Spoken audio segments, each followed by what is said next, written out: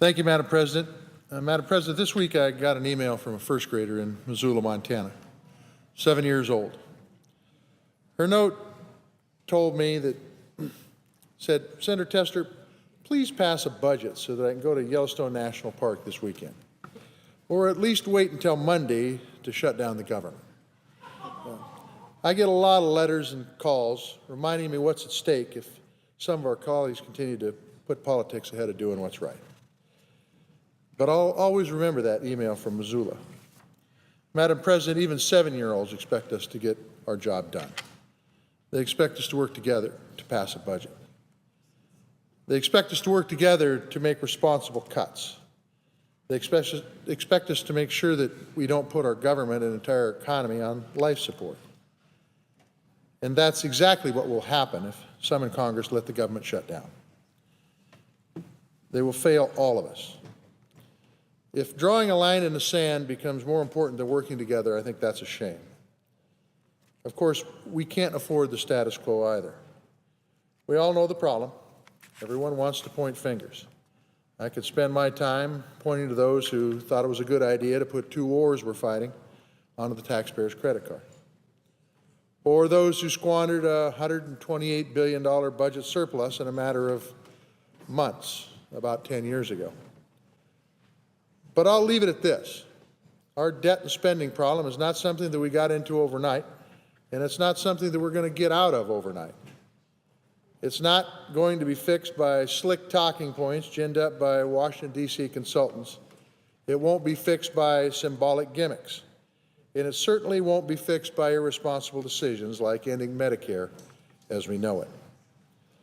It won't be fixed by gutting student financial aid or our physical infrastructure. Those create jobs now when our economy needs it the most. Our spending and debt problem will be fixed by embracing a responsible, credible, long-term strategy to cut our debt, to cut spending, discretionary and mandatory.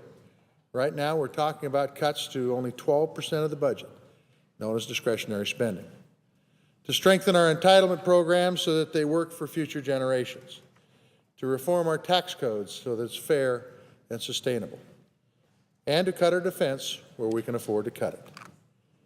We owe it to all Americans to get the job done, but we owe it to them to get the job done responsibly, and that's going to require some buy-in. But we've done it before. During the Great Depression, we endured incredible sacrifice, but we had inspirational leadership who challenged us to grow our way to prosperity. In World War II, we worked together and made sacrifices at home to build the machinery that helped us win victory. That momentum also created a powerful middle class. The attacks of September 11th brought us together again, and again, we grew strong. When we work together, we succeed. It's in our DNA. It's what makes us the strongest, most innovative nation in the world. Now we've got to summon that strength and determination again to lead our way out of economic challenges. It won't happen with gimmicks. It's going to take responsible decision-making, compromise, and shared sacrifice. Several of our colleagues here in the U.S. Senate are already leading the way. I want to compliment Senators Chambliss and Coburn and Conrad and Crapo and Durbin and Warner. They're working on a bipartisan strategy to cut debt and cut spending. Their plan will include cuts to discretionary spending. It will make our entitlement program stronger. It will propose cuts to defense spending, and it will include tax reform. Last year, Senator Alan Simpson and Erskine Bowles led a bipartisan commission in outlining a smart, long-term, credible strategy for cutting debt and spending. Senator Simpson and Mr. Bowles say they had 14 reasons for volunteering their time on the Debt Commission. Between them, they have 14 grandkids. While I may not embrace every component of their plan, I applaud their hard work, their leadership, their patriotism. And their hard work is a solid blueprint that we are already building from. I'm ready to join them, and so are many of us in this chamber. We just need to do it. Montanans are patriots, Mr. President. They are ready and willing to follow our lead in providing a fair tax code that provides certainty and fairness. They're willing to share in the pain of responsible spending cuts that won't take our economy backwards. and they know that we can afford to make cuts in defense. They know we need to fix, but not dismantle or privatize our entitlement programs. What's the alternative? Well, we may find out the hard way if folks aren't willing to work together to reach agreement by midnight tomorrow. Shutting down the government means our troops in Iraq and Afghanistan won't get their paychecks on time, even though they'll still be serving us. This week, I heard from a soldier deployed in Afghanistan. He says he'd be okay in the short shutdown because he has some savings.